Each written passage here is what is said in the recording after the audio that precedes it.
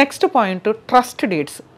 యాక్చువల్గా సంపాదించింది ఏదైనా ఉంటే కనుక కొంతమంది ఎక్కువ ఉంది ప్రాపర్టీ లేదా తక్కువ ఉంది ఏదన్నా కానీ వాళ్ళ రేంజ్లో సోషల్ సర్వీస్ చేయాలన్న ఉద్దేశంతో లేకపోతే ఒక ట్రస్ట్ లాగా ఫామ్ చేసి ట్రస్ట్కి ఇచ్చేస్తూ ఉంటారు ఆస్తులన్నీ. ఆ ట్రస్ట్ నడిపిస్తూ ఉంటుంది. ఇంకా దాని మీద ఏ మంచి పనులు చేయాలి, ఎవరికి జాబులు ఇప్పించాలి, ఎవరికి ఏం చేయాలనేది ట్రస్ట్ నడిపిస్తూ ఉంటుంది.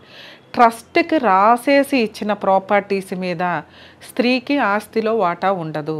ట్రస్ట్కి రాసిచ్చిన ఆస్తుల మీద కేసులు వేయడం కుదరదు.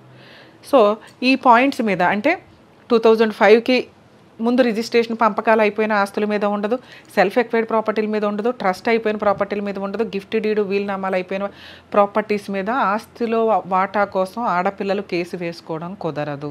కొంచెం మోరల్ వాల్యూస్ తోటి ప్రాపర్గా మీరు నిజాయితీగా వెళ్ళడానికి చూడండి. నిజంగా ఆఫ్టర్ దట్ మీ నాన్నగారు కానీ మీ అమ్మగారు కానీ ఎవరికి రాయకుండా వదిలేసిన ఆస్తులు ఏదన్నా ఉంటే వాటి మీద partition deed with legal heir సర్టిఫికేట్తో కలిపి వేసుకుంటే కనుక మీ షేర్ మీకు 100% వస్తుంది. ఇప్పుడు నేను చెప్పిన సందర్భాల్లో ఆడపిల్లలకి ఆస్తిలో వాటా రాదని చెప్పి సుప్రీంకోర్టు రీసెంట్గా ఇచ్చిన జడ్జిమెంట్లో గైడ్ లైన్స్ ప్రకారం ఇవ్వడం జరిగింది.